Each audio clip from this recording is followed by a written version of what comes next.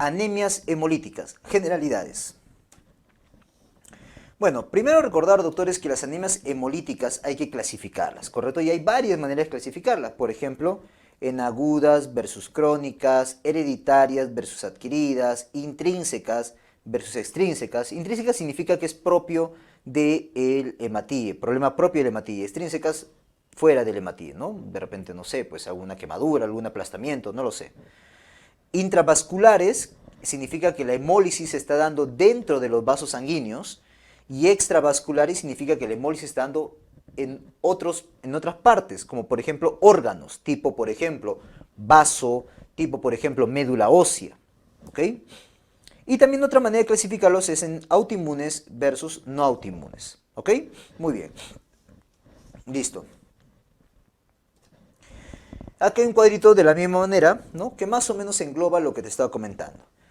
Generalmente las intracorpusculares, también conocido como intrínsecas, ¿ya? Que son problemas propios del hematíe, la mayoría son congénitas, la mayoría, no todas, ¿ya?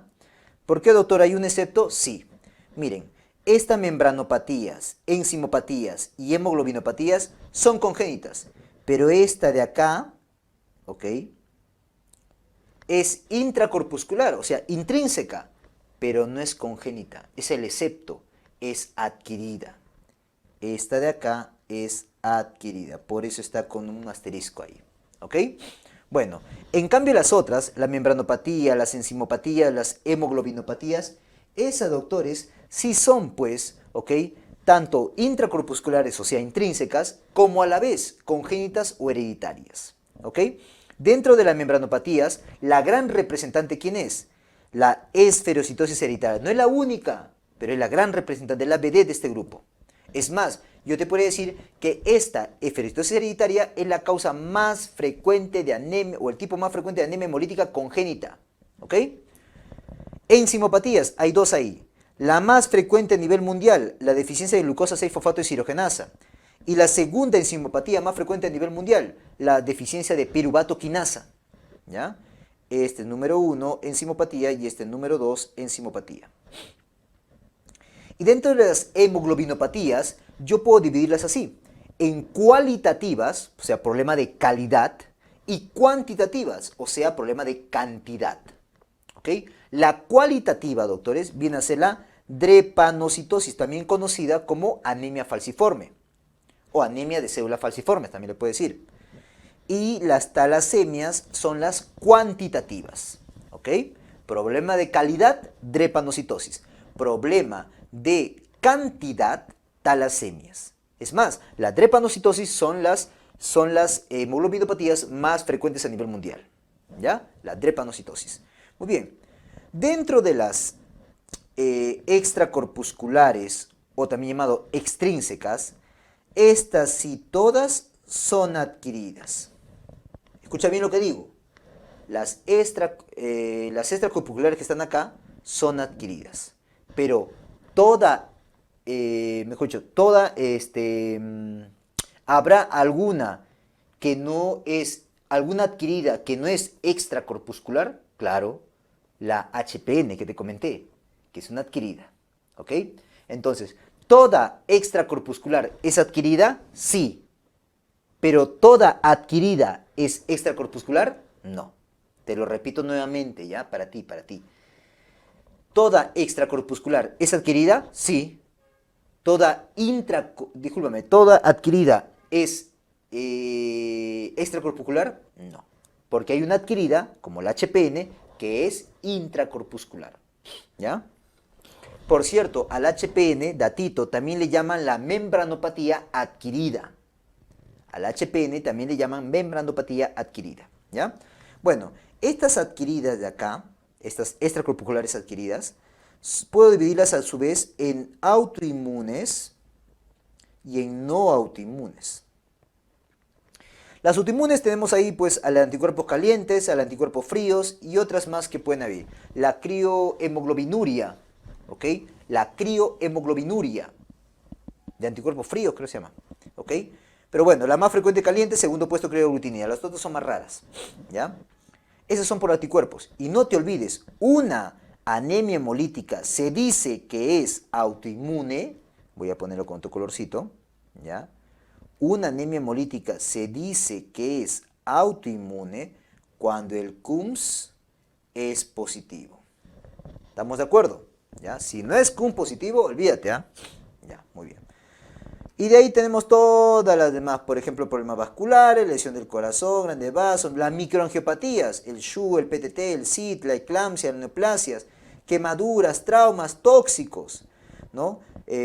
Pueden ser arsénico, oxígeno, fármaco, veneno de serpiente, metabólicas, enfermedad de Wilson, síndrome de CIEF, insuficiencia renal, hiperesplenismo, hepatopatía crónica, linfoma, síndrome de mieloproliferativos, etcétera, etcétera, etcétera. O sea, hay un montón de causas hemolíticas adquiridas no autoinmunes, ¿ya? Entonces este es el mejor cuadro, creo yo, que engloba a las diferentes causas de anemias hemolíticas, ¿ya? Y las más importantes. Otra cosa general, doctores, es la clínica. Acá en la clínica tienes que acordarte lo siguiente, la triada clásica. ¿Cuál viene a ser esa triada clásica de las anemias hemolíticas? La triada clásica es 1, ictericia. 2, anemia. Fácil, ¿no? Y 3, esplenomegalia. No esperes que todas las anemias hemolíticas que vamos a ver hagan la triada. No esperes eso. Hay unas que sí lo hacen y son representantes, ¿ok? Pero es necesario que sí sepas que hay una triada clásica. No todas lo van a llegar a hacer, ¿ok? Muy bien, listo. Siguiendo con anemias hemolíticas generalidades, ¿ok? Metabolismo normal de los eritrocitos envejecidos. Para que entiendas los dos grandes grupos de anemias hemolíticas, del tipo de las intravasculares y extravasculares. Primero lo normal. ¿Qué pasa con el metabolismo de los eritrocitos cuando están viejitos? Es fácil, doctores, esto lo conocen muy bien. Vas a leer la nomenclatura que está acá y me vas a seguir, ¿ok? Normalmente los hematíes, ¿dónde van a morir?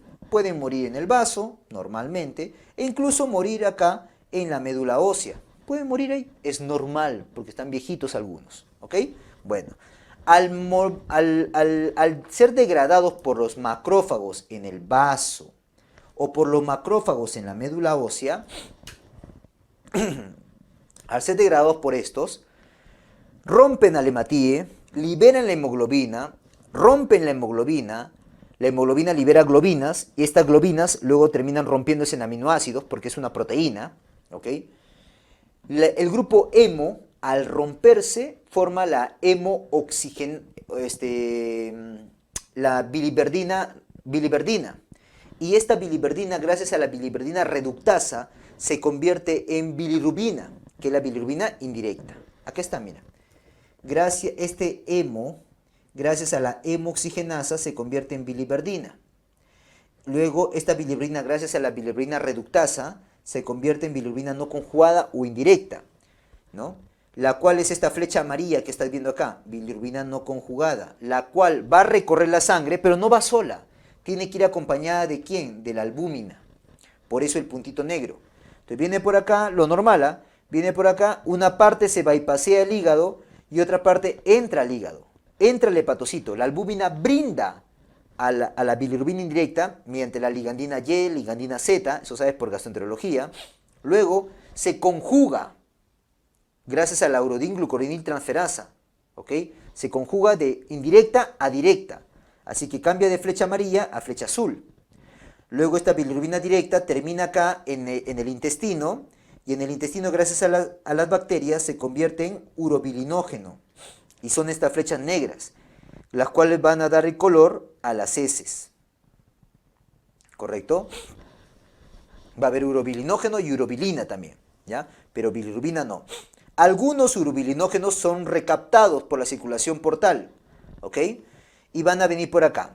Junto a esta bilirrubina indirecta que se había bypaseado el hígado, vienen por acá, vienen por acá, vienen por acá, sigue el puntito, viene por acá, y acá quiero que te des cuenta de algo. La flecha negra, mira cómo pasa, o sea, puede terminar urobilinógeno, ¿ok? Vestigio de urobilinógeno en la orina, pero ¿la flecha amarilla ha pasado? No. ¿Por qué, doctor? Porque esa flecha amarilla, que es la bilirrubina indirecta, está con el puntito negro, que es la albúmina. Y esa albúmina, gracias a eso, es que no puede filtrarse a través del riñón, no puede pasar por el glomérulo. Por lo tanto, no pasa, no puede atravesar el glomérulo debido a la albúmina. Ahí está. Este es el metabolismo normal, doctores, de los hematíes viejos. ¿Ya? Ahora, mira qué ocurre en una hemólisis extravascular y en una hemólisis intravascular. Tienes que entender esto para que sepas los marcadores. ¿Ya? Veamos. Voy a agrandarlo un poco más. Ahí está. Miren. En una hemólisis extravascular, fuera de los vasos sanguíneos, o sea, en los órganos. Por ejemplo, en el órgano vaso y en el órgano médula ósea. ¿Correcto? Prioricemos en el órgano vaso. Mira cómo los macrófagos ya no hay 2, hay 4 ahora. Entonces hay muchos macrófagos que están trabajando y te dan más flechas amarillas con su albúmina, mira, más flechas amarillas. Aumento de la destrucción de eritrocitos que produce más bilirrubina no conjugada. Perfecto. Acá también más bilirrubina no conjugada. Porque está hemolizándose dentro de estos órganos. ¿Ok? Luego, una parte de esta bilirrubina obviamente se va a conjugar, ¿no? Y habrá más aumento de la bilirrubina no conjugada y por lo tanto incremento de la bilirrubina conjugada. Más bilirrubina directa. Más urobilinógeno. Llegará más urobilinógeno a las heces. ¿Ok? Por eso se van a seguir pintando. Mayor cantidad de urobilinógeno formado. El urobilinógeno también, esa mayor cantidad se va a absorber, ¿no? Y más flecha negra, más flecha amarilla, pasará por el corazón y llegará ¿a dónde? Al riñón. ¿Y que va a terminar más en las heces? En la orina, mejor dicho. Más aumento de urobilinógeno. Entonces, en las hemólisis extravasculares, lo que aumenta es la bilirrubina directa, la indirecta, aumenta la indirecta también, aumenta el urobilinógeno tanto en heces como en orina. Pero la bilirrubina indirecta, ¿podrá pasar a la orina? No, no, clarísimo ahí está. ¿Ok? Entonces ya sabes qué marcadores, ¿ah? Por otro lado, la intravascular, o sea, porque la destrucción se da en los vasos sanguíneos, mira qué pasa. Acá hay 2 macrófagos como normalmente hay. ¿Ok? Igual acá. La destrucción no es acá, no es acá. ¿Dónde es? Es en los vasos. Acá, mira. Se han roto esas estrellitas, es lisis eritrocitaria. Se ha roto.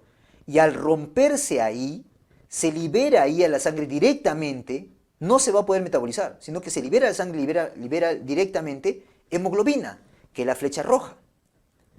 Entonces hay hemoglobina libre, elevada en la sangre. ¿Ok? O sea, la hemoglobinemia está elevada. Listo, ya va un dato, ¿ah? Hemoglobinemia elevada. Muy bien. Luego, la cantidad de bilirrubinas conjugadas va a ser la misma, ¿ok? El urobilinógeno va a estar acá, normal, no va a haber cambios, ¿ok?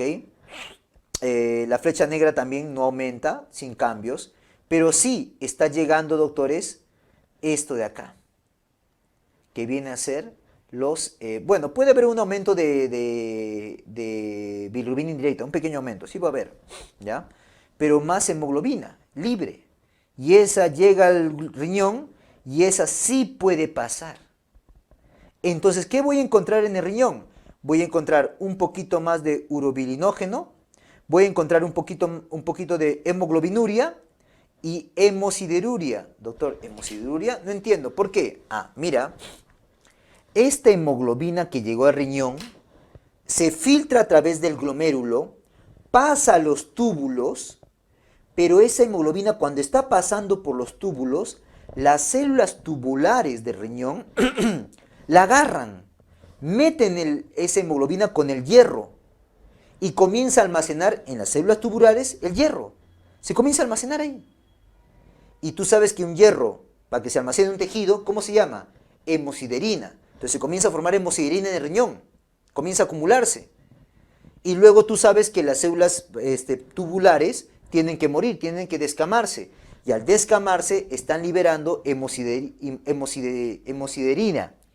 Y al terminar eso en la orina, ¿cómo se llama? Hemosideruria. ¿Te das cuenta? Ya, entonces ya sabes qué marcadores van a estar, ¿ok? Por eso va a haber un aumento de bilirrubina no conjugada, aumento de urobilinógeno en la sangre, ¿ya? Muy bien.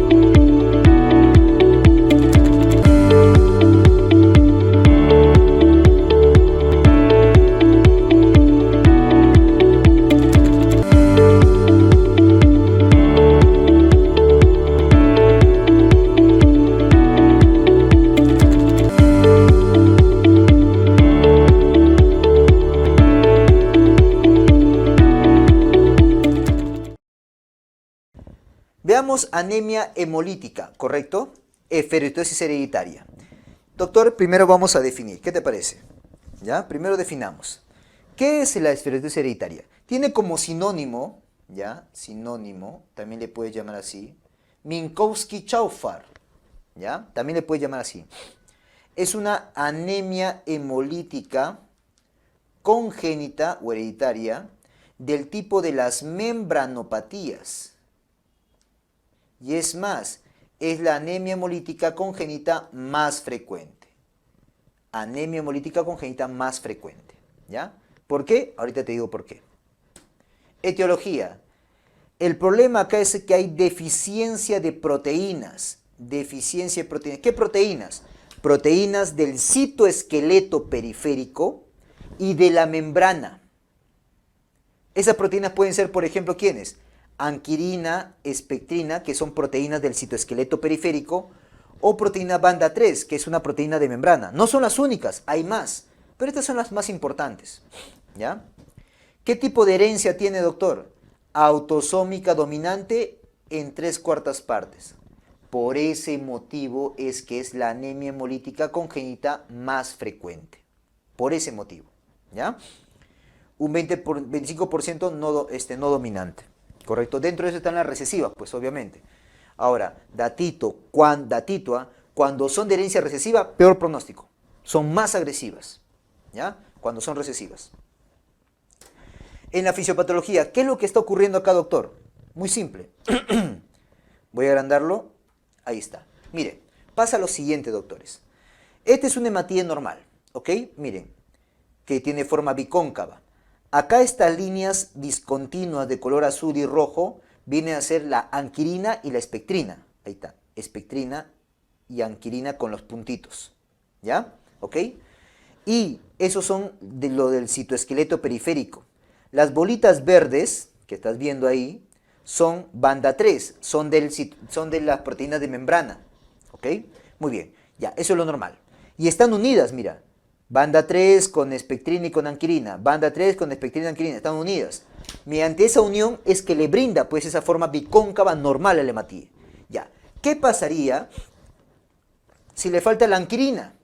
O sea, no hay estas rayitas, no hay la rayita, mira, no hay las rayitas. Si no hay las rayitas, no podrá unirse mediante la espectrina, ¿correcto?, con la banda 3. Por lo tanto, se puede desprender un pedazo de la membrana con banda 3 y con citoplasma, como ves acá, esta liberación de microvesículas. Se pierde un pedazo, terminando un hematíe esférico. De la misma manera, doctores, acá se pierde banda 3, banda 3, banda 3, banda 3. Chao banda 3. Y no se podrá unir por más que haya anquilina espectrina. ¿Ok? No se podrá unir. Por lo tanto, pierde la forma bicóncava, perdiendo parte de citoplasma con parte de membrana.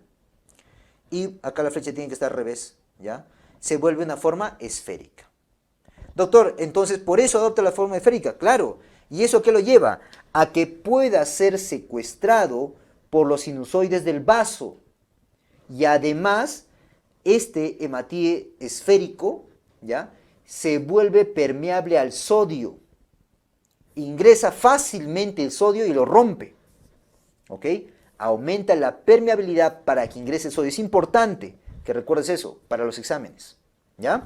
Muy bien. Esa es la fisiopatología entonces. Y de ahí viene la hemólisis, obviamente. Clínica. Esta es una de las anemias, doctores, que va con la tríada clásica. Y es más, dentro de la tríada clásica es la que hace más esplenomegalia, grande esplenomegalia. ¿Ok? Ahora, si hablamos de las anemias, ¿correcto?, de la anemia en sí, la mayoría suelen ser moderadas.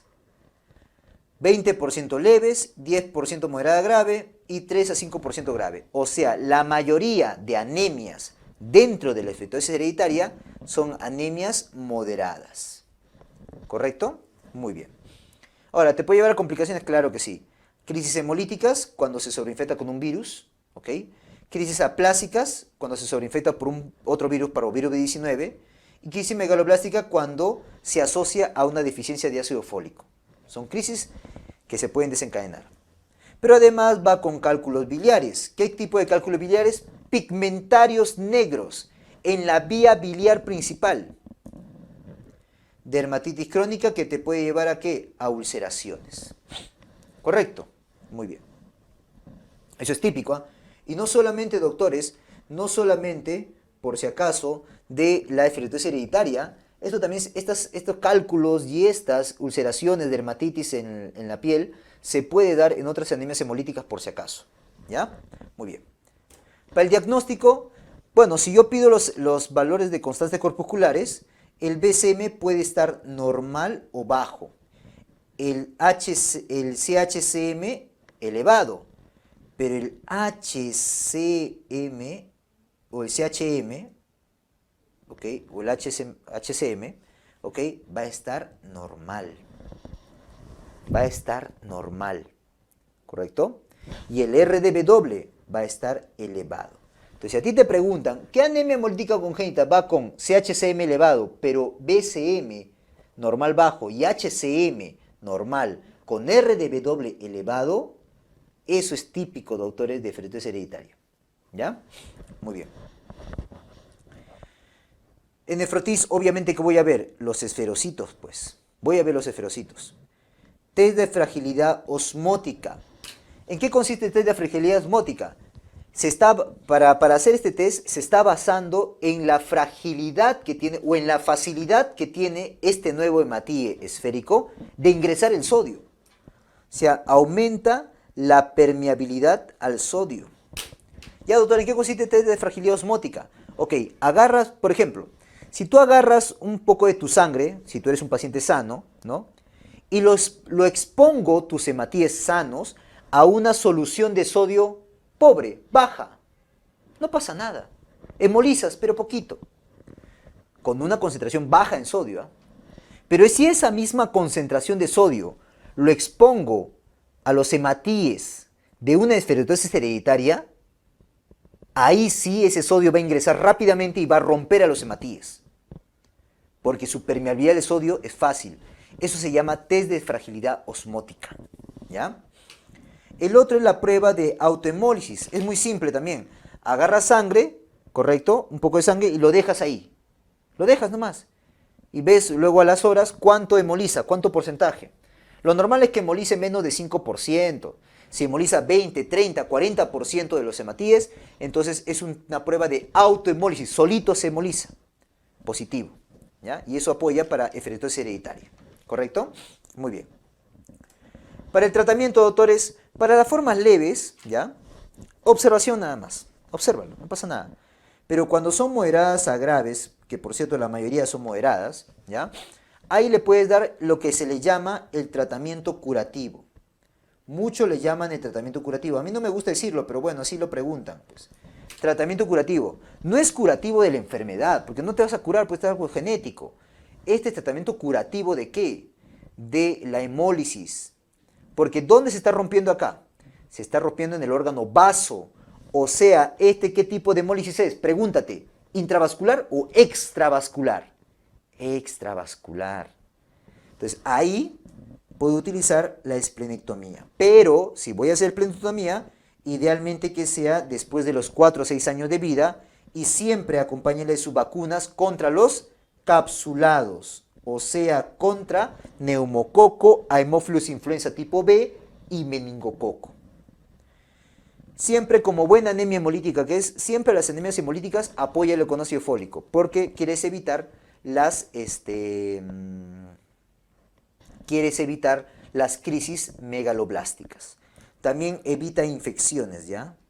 Evita infecciones, porque quieres evitar crisis hemolíticas y crisis aplásicas. ¿Correcto? Muy bien.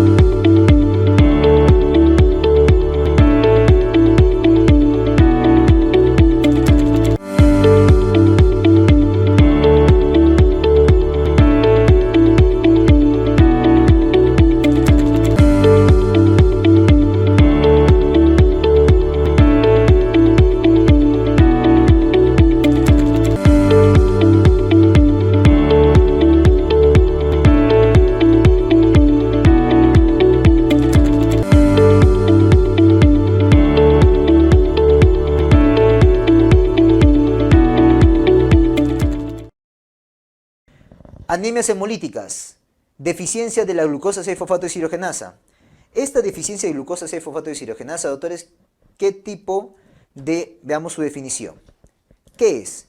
Es una anemia hemolítica congénita del tipo de las enzimopatías. Y es la número 1 a nivel mundial.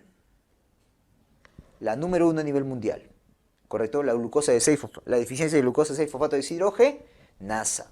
¿Ok? Muy bien.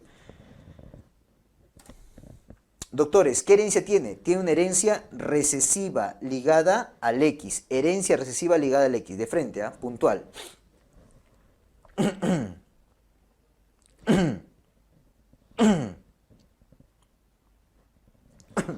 Muy bien.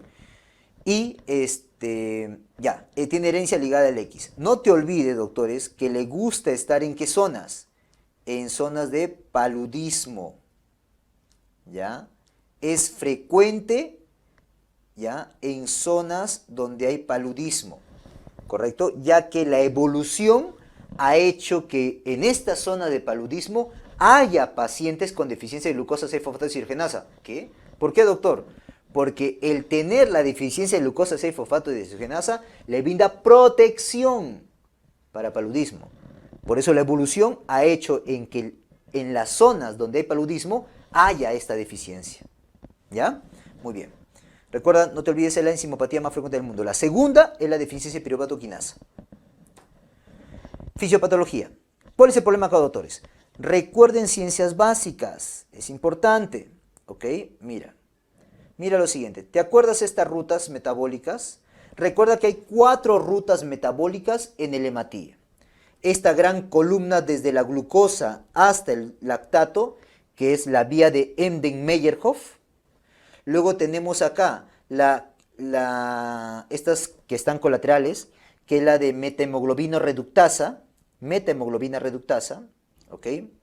La de monofosfato hexosa, o pentosa fosfato también llamado, ¿ok? Y esta de acá, que es de la Guilbert-Rappaport, ¿correcto? Muy bien.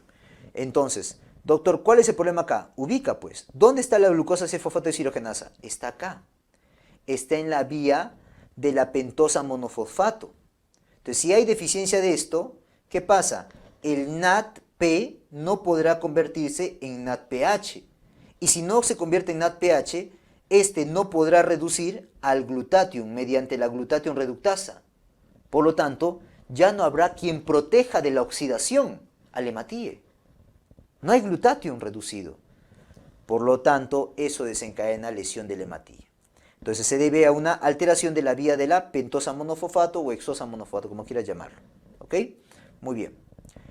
Y estos pacientes tienen 2 tipos de hemólisis, tanto intravascular como extravascular. Solamente que las intravascular, o sea, la hemólisis intravascular lo hace en sus crisis y de manera crónica hace extravascular. ¿Ya? Hace los 2 tipos. Bueno, doctor, pero ¿qué puede desencadenar para que haya una hemólisis intravascular? El estrés, una infección de repente, un trauma de repente, el favismo, el famoso favismo, el consumo de habas, ya sea directamente o ya sea indirectamente. ¿Cómo que indirecta, doctor? O sea, cuando la mamá, por ejemplo, ¿no?, consume habas, le puede pasar al bebé a través de la leche. Está demostrado, sí existe favismo indirecto al lactante. Ten cuidado, ¿ya? Muy bien. Y fármacos tipo dapsona, azul de metileno, nitrofurantoína, deuterfenazopiridina, primaquina, rasburicase y azul de toluidina. ¿Ok? Muy bien. Ese es el problema entonces, lo que ocurre en la deficiencia de glucosa 6-fosfatideshidrogenasa. En la clínica, doctores, lo más frecuente, por favor resáltalo, es que sea asintomático.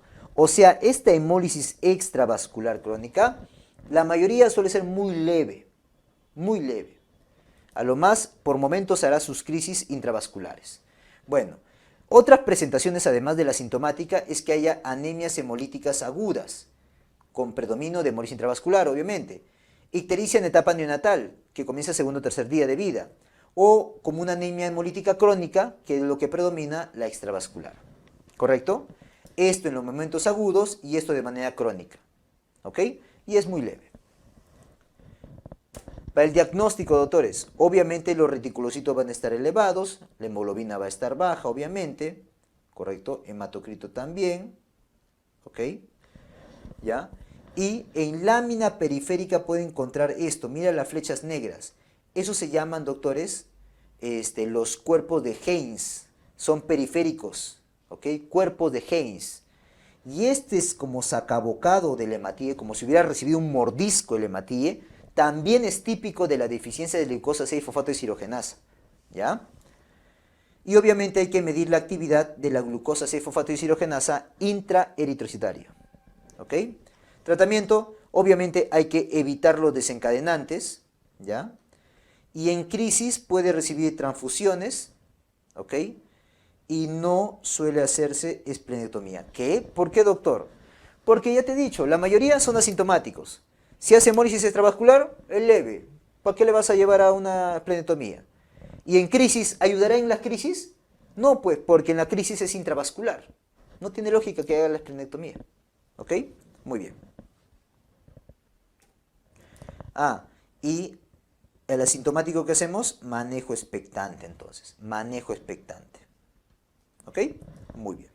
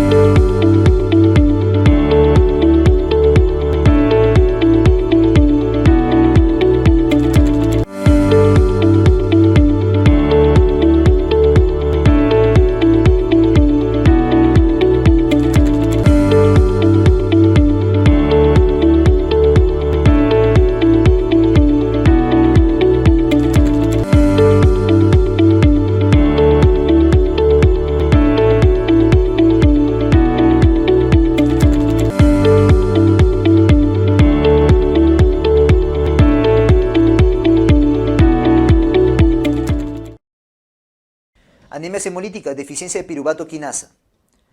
¿Cómo podemos definir esta? Es una anemia hemolítica congénita del tipo de las enzimopatías, ¿correcto? Y obviamente es intracorpuscular. Doctores, esta es la segunda enzimopatía más frecuente. La segunda. La primera es deficiencia de glucosa 6-fosfato deshidrogenasa. Muy bien. En la etiología, doctor, su herencia es autosómica recesiva. ¿Ok? Recuerda que la anemia hemolítica congénita que tiene autosómica dominante es la eferostosis hereditaria, por eso es la más frecuente. En cambio, las demás son de autosómicas recesivas o son recesivas ligadas al X. Entonces, por eso son infrecuentes. ¿Ok? En la fisiopatología, si vemos, ¿no?, las rutas metabólicas, ¿ok?, de el hematíe, ¿cuáles son?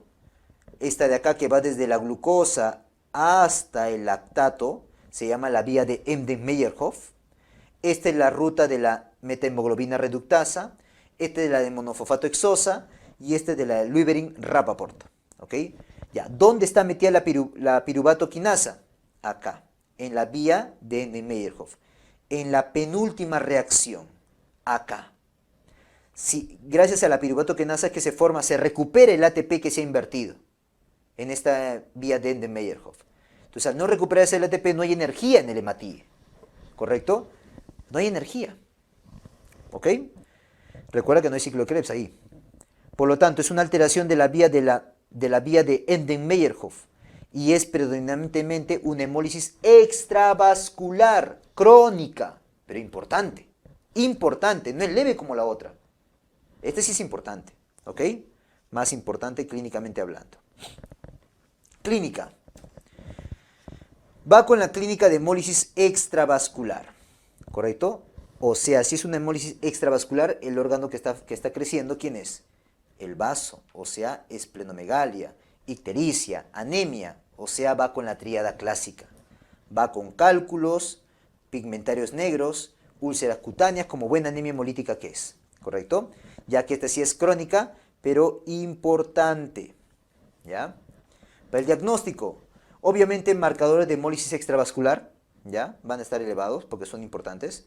Los reticulocitos obviamente van a estar elevados y actividad de la piruvato quinasa intraeritrocitaria, ¿correcto?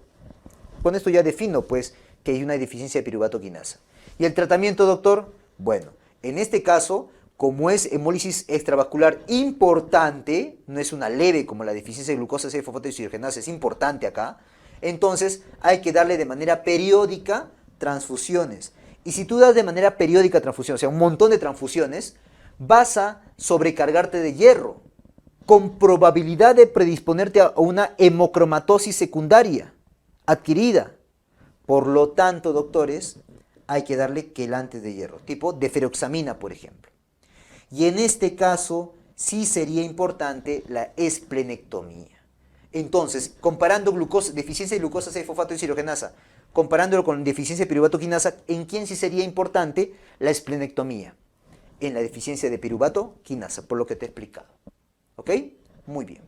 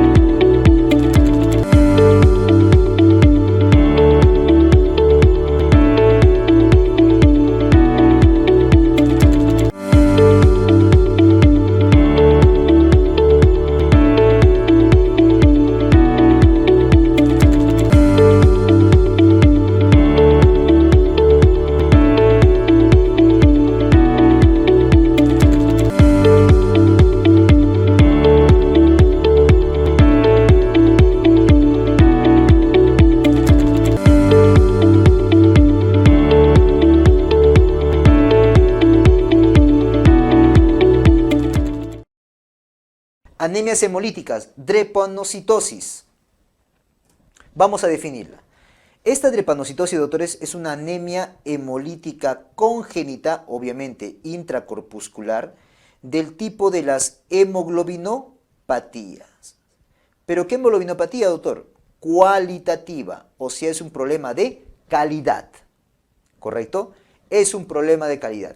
Y te dije que era la hemoglobinopatía número 1 del mundo, ¿correcto? La hemoglobinopatía más frecuente a nivel mundial, ¿ok? Muy bien. Y esta también, doctores, recuerda, vamos a ponerlo por acá, protege para malaria, ¿correcto? Protege para malaria. Muy bien. Y un datito epidemiológico es que es típico de raza afroamericana. Típico de ellos, ¿ok? Es decir, en un caso clínico te van a decir ascendencia afroamericana, que viene de Chincha, de Ica, ahí te van a decir, guíate de eso. Muy bien. Fisiopatología. Etiología. Es de herencia autosómica recesiva. Por eso es más rara que la eferosis hereditaria. En la fisiopatología, ¿qué es lo que ocurre acá, doctor? Lo que ocurre es que una timina es reemplazada por adenina. Y si tú reemplazas esto, se cambia un aminoácido de ácido glutámico, que era lo normal, por un aminoácido de valina. Se altera. Y luego este ácido glutámico, que va a formar con otros aminoácidos una proteína llamada beta-globina, normalmente, ¿ya? Al haber valina, va a formar beta-globina, pero es una beta-globina anormal, errónea, así entiéndelo. Luego, tú sabes que dos beta-globinas normales con dos alfa-globinas normales se juntan y forman la hemoglobina A1, que es algo normal. Pero cuando tú juntas dos beta-globinas anormales con dos alfa-globinas normales, voy a formar una hemoglobina A1, sí, pero errónea.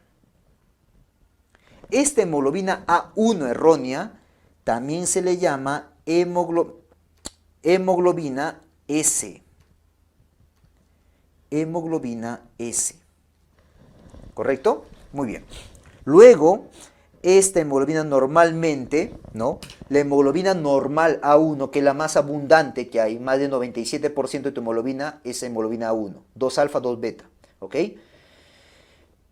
Cuando está dentro del hematíe, está bien disuelto, ¿correcto? Que justamente le brinda una característica importante al hematíe, ¿ya? Y por eso mantiene su forma bicóncava y puede fluir de manera adecuada el hematíe. ¿Ok? Muy bien. Doctor, pero si es hemoglobina A1 errónea, ¿qué ocurre ahí? Comienza a precipitar en el hematíe y comienza a formar polímeros, como palo, un palo grande comienza a formar. Ese palo grande, esa cadena de hemoglobina A1 anormal, o sea, hemoglobina S, hace que el hematíe cambie de forma, que adopte una forma semilunar, que acá era normalmente bicóncava. Y esa forma semilunar también va a precipitar en los vasos sanguíneos, y lo va a obstruir. Ahí está, mira. Y lo obstruye. Esa obstrucción se llama vasooclusión o crisis vasooclusivas. ¿Ya? Muy bien. Pero además, obviamente, estos hematíes, cuando pasen por el vaso, van a ser captados, van a ser atrapados. Por tal motivo, va a haber una hemólisis principalmente extravascular. ¿Ya? Ahora, en la clínica, doctores, ¿ok? ¿Qué desencadena para que haya una crisis? Porque también hay evento crónico, o sea, la cronicidad también hay. Para que haya una crisis, tiene que haber hipoxia, por ejemplo, que viaje a la montaña. Se te puede decir un paciente afroamericano que ha ido a la sierra, a Cusco, a altura, más de 4.000, más de 3.000 metros sobre el nivel del mar. Situación de hipoxia. O una situación de estrés en general. ¿Correcto? Ya, muy bien. Por otro lado, también, ¿ya? Bueno, esto te puede desencadenar crisis. ¿Ya? Por otro lado, hay unas definiciones, como por ejemplo decir anemia de células falciformes. ¿Cuándo digo verdaderamente que es una anemia de células falciformes? Cuando la hemoglobina S es más del 75-80% del total. ¿Ok? Lo cual se expresará como crisis. En cambio, un rasgo falciforme es cuando es menos. Cuando la hemoglobina S es menos de 40-50% del total y generalmente los pacientes lo cursan asintomático. ¿Ok? Ya. Doctor, pero yo ¿cómo sé cuánto porcentaje hay de hemoglobina S? Por la prueba de hemoglobina electroforética. Hemoglobina electroforética. ¿Ya? Bueno, ya. ¿Qué pasa en una crisis? Las oclusiones vasculares y viene con dolor óseo. Y acá, un datito, apúntalo por favor. Las anemias hemolíticas vienen con dolor óseo. Dolor óseo. ¿Correcto? No te olvides eso, por favor. Muy bien. Articular abdomen por infarto de miocardio, de vaso. Los infartos blancos en este vaso es el órgano más frecuentemente afectado. Por eso, a este tipo de anemia hemolítica le llaman la anemia hemolítica que se autoesplenectomiza. En vez de hacer esplenomegalia, se autoesplenectomiza. ¿Correcto? Infecciones, fácilmente predispuesto a infecciones por salmonella. Anemia hemolítica, obviamente. Síndrome torácico agudo, o sea, que esa oclusión sea en una arteria coronaria. Crisis aplásica por sobreinfección de parvovirus B19. Crisis megaloblástica por deficiencia de folato, como buena anemia hemolítica que es. Y en formas crónicas altera el crecimiento, o sea, altera la talla. Cardiopulmonares, ICC, insuficiencia respiratoria. Genitourinario tipo preapismo, no te olvides. Hepatobiliares, problemas de colestasis o hepatopatía. En esquelético, en la columna se puede ver la radiografía de boca de, bueno, la radiografía con el signo de boca de pez, ¿ya? Oculares, cutáneos y neurológicos, ¿correcto? Son clínicas que se pueden dar en las formas crónicas. Muy bien. Para el diagnóstico, doctor, bueno, va a cursar con una anemia normocítica neumocrónica con un RDW aumentado. Drepanocitos, obviamente voy a ver los drepanocitos, que son esto de acá, la forma falciforme. Dianocitos, estos son los dianocitos. Son hematíes con forma de diana. Los cuerpos de Holly Jolly, estos puntitos que están dentro así en el centro de la hematía, ya. Esos son los cuerpos de Holly Jolly, ¿ok? La prueba de falciformación, ¿ok? La prueba de falciformación, doctores, consiste en que tú agarres un poco de sangre, ¿ok?, del paciente, ¿ya? Y lo dejes ahí con metasulfito de sodio. O sea, le viertas metasulfito de sodio.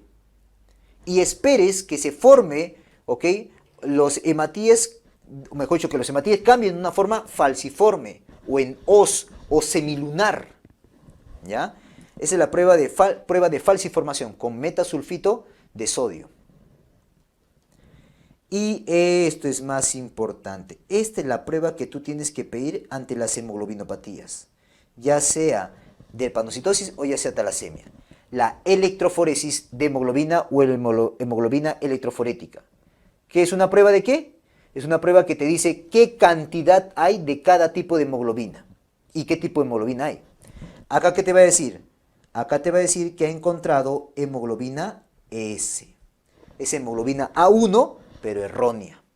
¿Ya? Así entiéndelo, por favor. Para el tratamiento, manejos sintomáticos, obviamente, manejo del dolor y de la hidratación. Hidrátalo bien para que no haya oclusión y calma su dolor. Transfusiones periódicas, por lo tanto va a requerir quelantes, tipo de feroxamina. Vacunación para estos pacientes. ¿Por qué vacunación, doctor? No entiendo. Ah, ¿por qué? Porque solito se está quitando el vaso este paciente. Como solito se está quitando el vaso, se está haciendo autoesplenectomía él solo, se está infartando su vaso, tienes que vacunarlo contra los capsulados. Por eso la vacuna. ¿Ya? Puedes en algún momento en las crisis dar exsanguinotransfusión parcial, o sea, hemodilución, para que ya no haya las oclusiones. Y la hidroxiuria, ¿ya? Acá sí es beneficioso. Doctor, ¿para qué das hidroxiuria? En estos casos damos hidroxiuria para que con la hidroxiuria le digamos a la médula ósea, oye, médula ósea, necesito que me des hemoglobina A2 y hemoglobina fetal. Fetal. Doctor, ¿y para qué quiero eso? Lo que pasa es lo siguiente, es que normalmente lo que hay en un adulto o en una persona, niño, adolescente, hay hemoglobina A1, normalmente más del 95-97%, 1, 2, 3% de repente de hemoglobina A2 y menos de 1 o 1.5% hemoglobina fetal, ¿ya? Ahora, cuando tiene el paciente drepanocitosis, el paciente todavía sigue teniendo esta hemoglobina A1, solamente que es errónea, llamada hemoglobina S. Entonces la médula ósea cuando ve eso, ¿qué dice? Oye, tú tienes hemoglobina A1, está errónea, no me importa, tú trabaja, te dice así tu médula ósea. Porque si tu médula ósea viera que no tienes hemoglobina A1, ahí sí te daría, compensaría produciendo más hemoglobina fetal, más hemoglobina A2, pero no lo hace. ¿Por qué tu médula ósea no lo hace? Porque te ve con tu hemoglobina A1 errónea, te dice, trabaja con eso, te dice, ¿ya? Entonces tú como médico al paciente le vas a decir, ¿sabe qué? Su médula ósea no quiere darle, porque ve que tiene, errónea pero tiene. Por tal motivo lo que vamos a hacer con la hidroxiuria es que produzca más hemoglobina fetal, para que compense a esa pobre función de la hemoglobina A1, o también llamada errónea, o también llamada hemoglobina S. ¿correcto? Muy bien, o sea, tu médula ósea no lo va a hacer sola. Necesitamos darle hidroxiuria para que produzca más hemoglobina fetal. Y también por ahí la hemoglobina 2. ¿Ya?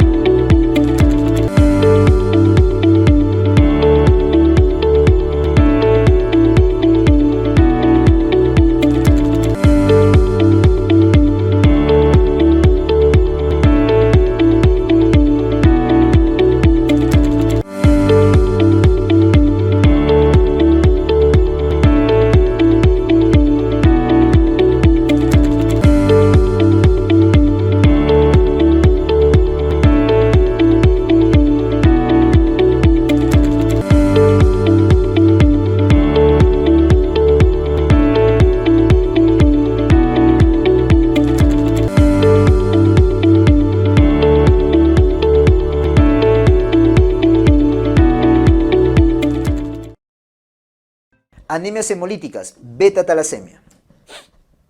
Definición. Esta es una anemia hemolítica congénita, es decir, intracorpuscular, del tipo de las hemoglobinopatías, ¿correcto? Cuantitativas. O sea, este es un problema de número, ¿ok? Bueno, esas son las talasemias. Dentro de las talasemias, como es la falta de beta-globina, discúlpame, es la falta de globinas, ¿ya? Doctor, es cuantitativo, o sea, falta número de ¿qué? De globinas. Las globinas son los que faltan. Y dependiendo qué tipo de globina falta, es que va a haber tipos de talasemia. Puede faltar la alfa-globina, por ejemplo, entonces sería una alfa-talasemia, que por cierto, incompatible con la vida, porque como tú sabes por ciencias básicas, todas las hemoglobinas tienen alfa. Así que si no hay alfa-globina, chao, ya fue. ¿Ok? Ten cuidado. Muy bien. Por lo tanto, no vamos a hablar de la alfa-talasemia, vamos a hablar de la beta-talasemia, que es por la falta de beta-globina. ¿Correcto? Muy bien. Esta beta-talasemia es de herencia autosómica recesiva, ¿correcto? Hay una alteración o disminución, o sea, ausencia o disminución de la síntesis de beta-globina. Eso es una beta-talasemia. Ahora, esta beta-talasemia puede haber tipos, mayor, intermedio, menor o incluso asintomático. Vamos a hablar de la clásica, de la mayor, de la beta-talasemia mayor. De esa es la que vamos a hablar, ¿ya? Muy bien. Miren lo que ocurre en la fisiopatología, doctores, ¿ya? Vamos a andar por acá. Listo, veamos acá. Esta es una hematía normal, mira. Ahí está su hemoglobina A1, o sea, 2 alfa, 2 beta, que está disuelta en su hematía, o en sus eritroblastos normales. Por eso, termina siendo eritrocitos normales. Pero, ¿qué pasaría, doctores, si acá no hay beta-globina? Si no hay beta-globina, ¿ok? ¿Qué pasa con la hemoglobina A? Discúlpeme, con la alfa-globina. La alfa-globina comienza a precipitar. ¿Correcto? Por eso, acá debe decir alfa, ¿ya? Por favor. Acá debe decir alfa-globina. Ahora sí. hay precipitados o agregados de alfa-globina, mira. Acá, acá, acá, acá, acá, acá, acá. ¿Correcto? Muy bien. Ahí están los agregados de globina insoluble, mira. ¿Ok? O sea, la alfa-globina. Muy bien. Se formará entonces eritroblastos anormales dentro de la médula ósea. Y cuando salen también son eritrocitos hipocrómicos anormales. Y son hipocrómicos y microcíticos, no te olvides. Bueno, como hay poco o como están alterados estos eritroblastos en la médula ósea, entonces la eritropoiesis es ineficaz, ¿correcto?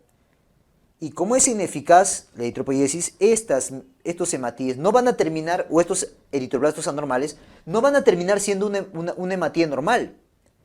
Van a tener que morir. Por eso dice acá, la mayoría de los eritroblastos mueren en la médula ósea. ¿Correcto? Mueren en la médula ósea. ¿Ok? Muy bien. Luego, como falta, pues, doctores, ¿ya? Vamos a poner por acá la flecha, por favor. ¿Ya? ¿Esto te lleva a qué? Te lleva a anemia. ¿Ya? Por otro lado, esta flecha corrígelo, por favor. ¿Ya? Debe ser de acá, de acá. De acá debe ser. Y ahora sí. Esto no, ¿ah? Borra esto. Muy bien.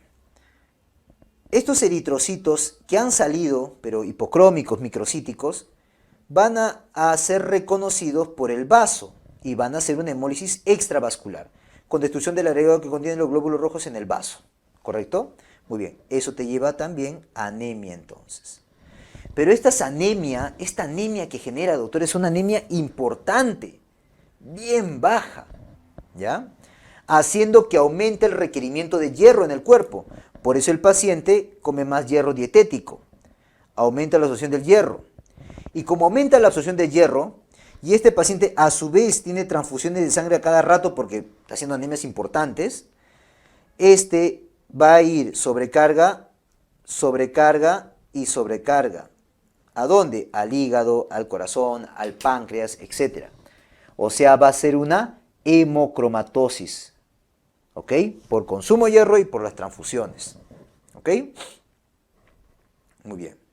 Es más, al tener esa necesidad de suplir la anemia importante que tiene, los huesos que normalmente no hacen tanta eritropoiesis o tanta hematopoiesis, ahora sí van a comenzar a trabajar un montón.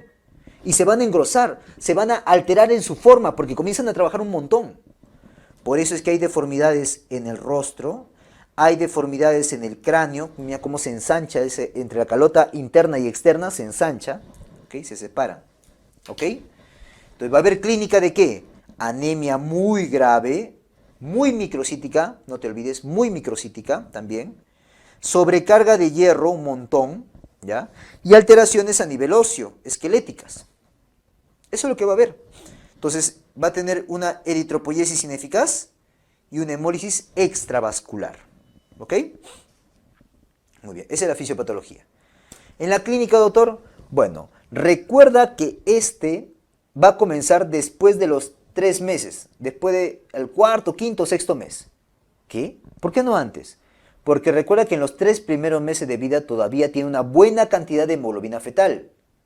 Recién cuando pase los 3 meses es que la hemoglobina A1 normal debería tomar la batuta. Pero acá no hay hemoglobina A1, porque no hay beta-globina. Por lo tanto, recién aparecerá la clínica de esta beta-talasemia después del cuarto, sexto mes. ¿Correcto? Después del cuarto y sexto mes. ¿Ok? Muy bien. Correcto. Esas en las hemoglobinopatías en general también, ¿ah? Lo mismo para la drepanocitosis, ¿ah? Por si acaso. Bueno, hay visceromegalia importante, ¿no? Obvio. Hay una ictericia importante, alteraciones óseas marcadas. Mira esas alteraciones. Ese es el cráneo o la cara de ardilla. Prominencia de los pómulos, la frente se amplia. Mira, prominencia de los pómulos y la frente amplia. Eso, pues, doctores, son por cambios en el hueso, porque trata de hacer eritropoiesis. ¿Ok? Esta carita, ¿cómo le llaman? Cara de ardilla. Cara de ardilla. El cráneo en cepillo, que lo vamos a ver en la radiografía, en los huesos largos puede brindar tendencia a la fractura incluso, y la facies típica, pues, que es la de una paciente con beta-talasemia. Para el diagnóstico, doctores, la radiografía cráneo en cepillo, ¿no? No te olvides, cráneo en cepillo. No te confundas con lesiones en sacabocado, que ese es para mieloma múltiple, ¿ya? Acá es cráneo en cepillo, ten cuidado. Anemia, muy importante, 3 flechas para abajo, muy microcítica y también será hipocrómica, ¿ok? Reticulocitos elevados, obviamente, muy elevados, y la electroforesis de hemoglobina no debe faltar. ¿Qué te va a decir la electroforesis de hemoglobina? ¿Qué va a salir acá? Va a decirte que la hemoglobina A1 no hay. Más bien te va a decir que la médula, ahora sí tu médula va a ver, mira, no tienes hemoglobina A1. Ahora sí te voy a ayudar, dice la médula. Ahora sí. Y va a comenzar a producir hemoglobina fetal. Un montón. También la hemoglobina A2, pero más la hemoglobina fetal. ¿Ok? Muy bien. En el tratamiento, doctores, estos son pacientes que viven de hipertransfusiones, por lo tanto hay que darles deferoxamina, deferacirox. Estos son quelantes del hierro, ¿ya? Hidroxiuria, ¿será necesario acá? No, pobre respuesta, no es necesario. Pobre respuesta, porque la médula ósea ya está respondiendo, solita, se dio cuenta. Y este trasplante progenitor hematopoyético, doctores, que también se podría utilizar, ¿ok? Como ya el definitivo, trasplante progenitores hematopoyéticos.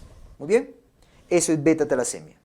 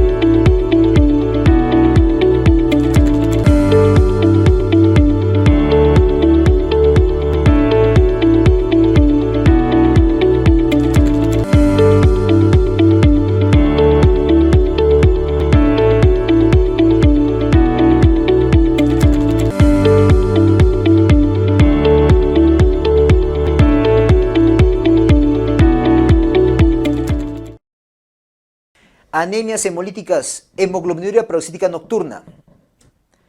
Este, doctores, es una anemia hemolítica adquirida intracorpuscular por un problema en la membrana. Por eso también le llaman la membranopatía adquirida. Porque la congénita es la esclerosis hereditaria. ¿Ya? En la etiología se puede un defecto adquirido de la membrana por mutación adquirida del gen PIG-A. La falta de gen PIG-A te lleva a que haya falta de CD55, CD52. Doctor, no entiendo. Te lo explico acá. Miren. Normalmente, doctores, ¿ya? En el cromosoma X hay un gen llamado el gen PIG-A, el cual cuando se transcribe y se traduce, este gen PIG-A, ¿ok?, va a formar una enzima, un transportador, ¿correcto? La glucosiltransferasa. Este de acá es la glucosiltransferasa. glucosil transferasa. ¿Correcto? Muy bien. Esta glucosil transferasa va a agarrar a la N-acetilglucosamina, lo va a sujetar y lo va a llevar por acá para que se una con el pi. ¿Qué es el pi, doctor? Es el fosfatidilinositol. Y acá, ¿dónde está ese? Está anclado acá en la cara interna de la membrana del hematíe. En su cara interna, muy bien, cuando se una este N-acetilglucosamina, ahí va a migrar hacia la cara externa, formando el GPI, que es una proteína de anclaje, el glucosil fosfatidilinositol. Glucosil fosfatidilinositol, ¿ok?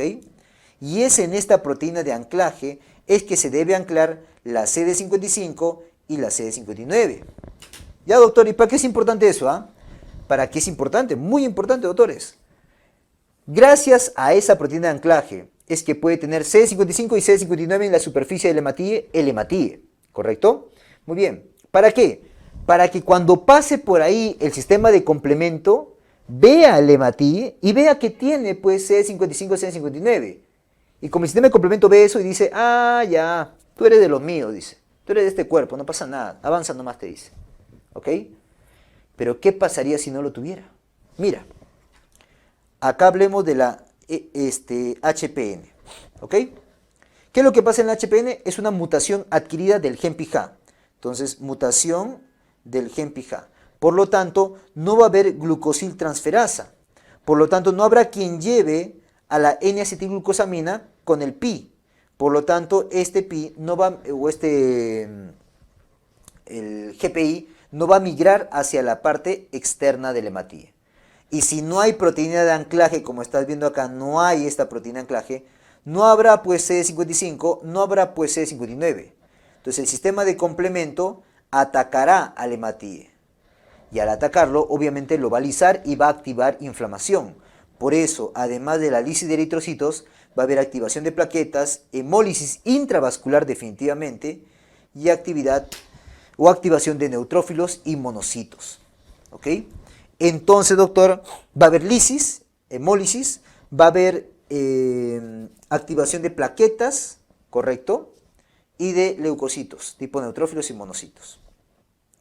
En la clínica, doctores, entonces va a haber hemólisis, va a haber trombofilia, ahí está, y va a haber esto, insuficiencia de médula ósea. Es una causa de insuficiencia de médula ósea y no es aplasia medular. ¿Ok? Muy bien. También se relaciona con síndrome mielodisplásico y leucemia mieloide aguda. Para el diagnóstico, antiguamente se utilizaba el test de Ham, que era la prueba más específica. También el test de sacarosa, que era la prueba más sensible. Pero ahora estos ya han sido reemplazados. ¿Por quién? Por la citometría de flujo. ¿Correcto? Por la citometría de flujo. Lo cual en su resultado te va a decir, ah, estos hematíes tienen CD55, estos no tienen, este sí tiene. Eso te va a decir en la citometría de flujo. Tratamiento, doctores. Si te preguntan, el tratamiento electivo, el de elección, es el eculizumab, el cual es un anticuerpo monoclonal dirigido contra el C5 del sistema de complemento. ¿Ya? Pero antes de darlo, hay que vacunarlo. Hay que vacunar al paciente contra los capsulados. Transfusiones va a recibir, antibiótico también, anticoagulante también, hierro, ácido fólico, pero el trasplante de progenitores hematopoyéticos, este es el tratamiento curativo. ¿Correcto? Es el curativo. No te olvides, el de elección, eculizumab, pero el curativo, trasplante de progenitores hematopoyéticos, para lo que es hemoglobinuria paroxística nocturna. ¿Ya?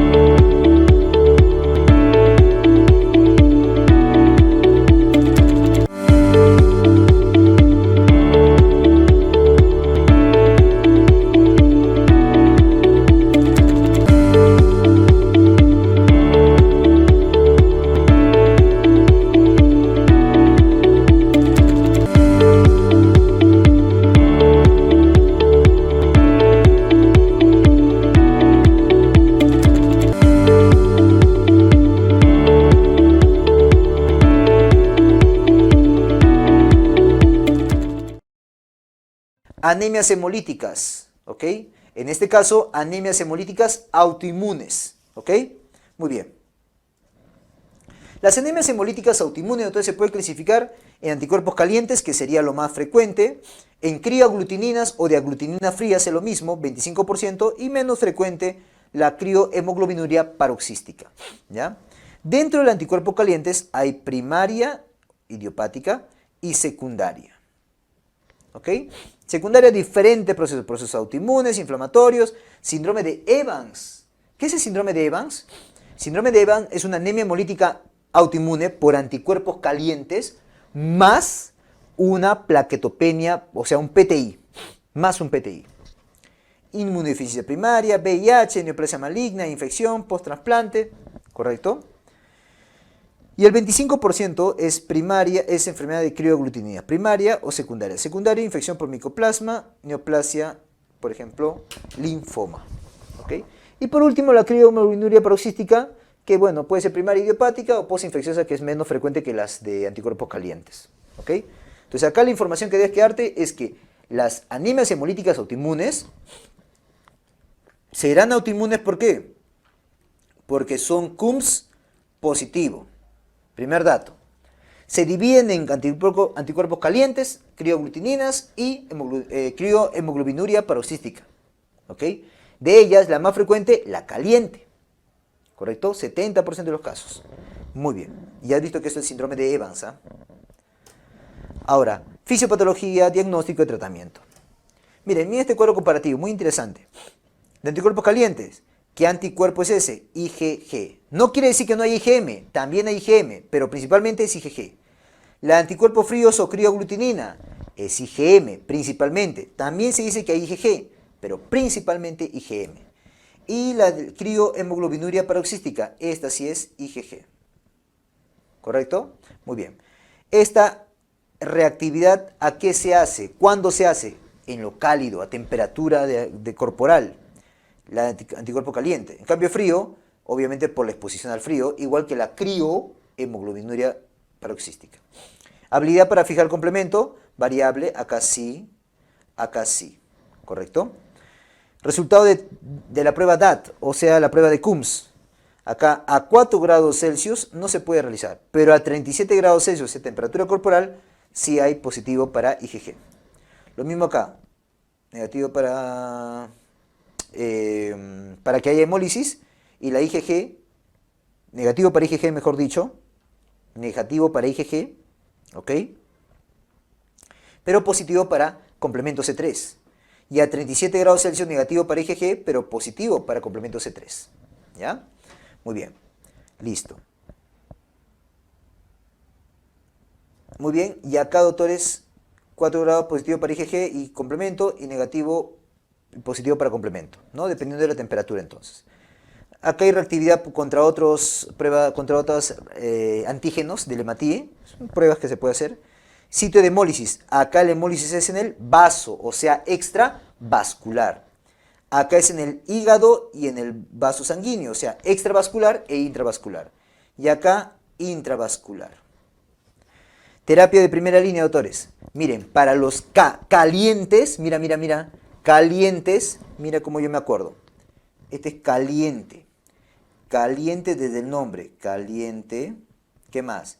Es IgG, ¿correcto? Y hay que utilizar corticoide, porque suelen ser corticosensibles. Entonces, primera línea, corticoide. Si no, esplenectomía o si no, rituximab. Recuerda que rituximab es un anticuerpo monoclonal dirigido contra los CD20. Anticuerpo monoclonal dirigido contra los CD20. Anticuerpos fríos, hay que evitar el frío, al igual que la criohemoglobinuria paroxítica, evitar el frío. Si no, en este caso, rituximab, y si no, en este caso, glucocorticoide. ¿Qué? Doctor, ¿por qué no glucocorticoide en anticuerpos fríos? Porque los de anticuerpos fríos no suelen responder a los corticoides. Los calientes sí. ¿Ok? Ah, y otra parte mnemotecnia es esto de acá, mira. Extravascular. ¿Lo viste? Si no, acá te lo pongo. Caliente, desde el nombre, caliente. Hace hemólisis extravascular. Hay que darle corticoide, ¿no? Y es IgG. ¿Te das cuenta? ¿Qué te parece? ¿Ya? Para que te acuerdes. Muy bien.